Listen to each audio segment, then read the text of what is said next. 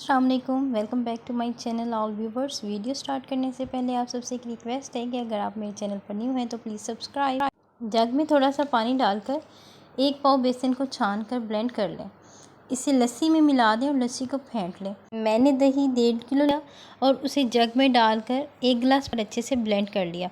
एक बड़े पैंदे वाले बर्तन ब्लेंड किया हुआ दही और 1.5 जग पानी डालकर फेंट लें। याद रखें, दही को सिर्फ इतना सारा फेंटना है कि इसका मक्खन बिल्कुल भी ऊपर नहीं आए। बेसन के मिक्सचर और लस्सी को अच्छी तरह से मिक्स कर लें हैंड ब्लेंडर के साथ। 2 दरमियानी साइज़ प्याज को ब्राउन कर लें और इसमें लहसुन, हरी मिर्च, टमाटर और अदरक का पेस्ट मिक्स करके अच्छे तरीके से ब्राउन होने के लिए छोड़ दें। प्याज और मसाला गोल्डन ब्राउन होने पर इसमें 1 बड़ा चम्मच सुरख मिर्च पाउडर, 1 बड़ा चम्मच कुटी सुरख मिर्चें, 1 बड़ा चम्मच हल्दी, 1 छोटा चम्मच काली मिर्च पाउडर और इन सब चीज़ों को मिलाकर हस्बे ज़रूरत नमक और पानी डालकर अच्छे तरीके से मसाला बना लें। मसाला इतना भूनें कि बिल्कुल यकजान हो जाए और कोई भी चीज़ आपको अलग अलग नज़र नहीं आए। इन सारी चीज़ों को अच्छी तरीके से मिक्स कर लें और थोड़ा पानी डालकर मसाला भूनने के लिए छोड़ दें।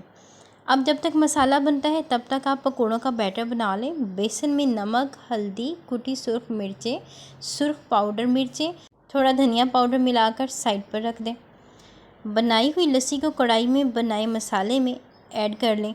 यहाँ ध्यान ये रखें कि जब तक कढ़ी में उबाल ना आ जाए चम्मच मतवातर हिलाती जाएं, ताकि आपका बैटर जितना भी है वो सारा उबलकर बाहर ना गिर जाए। कढ़ी को उबाल आ गया तो मैंने आंच धीमी कर दी। पकौड़ों के बैटर में पालक कटी हुई, सब्ज़ धनिया और प्याज काटकर ऐड कर दिए। साथ ही छोटा सा आलू काटकर डाल दिया। इससे पकौड़े आपके बहुत ही टेस्टी और क्रिस्पी हो जाते हैं। देखिए, अब हमारी कढ़ी पकने लग गई है तो इसमें थोड़ा सा धनिया पाउडर ऐड कर दें और इसी के साथ ही आप दूसरी साइड पर इसको शिफ्ट कर सकते हैं। दूसरे चूल्हे पर पकोड़े बनाने के लिए ऑयल ऊपर रख दें और कढ़ाई में जब तक आपका ऑयल गर्म होता है तब तक आप अपना बैटर अच्छे तरीके से बीट कर लें, जो कि पकोड़ों के लिए आप रेडी कर रहे हैं। अच्छे तरीके से बीट करेंगे तो आपके सारे के सारे पकोड़े बहुत ही फूल कर बनेंगे और इससे ये होगा कि आपके पकोड़े मॉइस्चर नहीं पकड़ेंगे और क्रंच आएगा और टाइम भी बच जाएगा। कढ़ी में पकोड़ों का टेस्ट अलग से नहीं आए, इसीलिए इन पकोड़ों टाइमली रेडी कर लें। और एक टिप शेयर करती हूँ कि बेसन कढ़ी में कभी भी ज़्यादा नहीं डालें। बेसन थोड़ा डालेंगे और कढ़ी को पका पका के गाढ़ा करेंगे तो आपकी बेसन की कढ़ी बहुत ही ज़बरदस्त और टेस्टी बनेगी। कई लोग ऐसे करते हैं कि ज़्यादा बेसन ऐड कर लेते हैं और कम बेसन की बजाय वो ज़्यादा बेसन ऐड करने की वजह से उनका बेसन भी कच्चा रह जाता है और कढ़ी भी अच्छी नहीं बनती।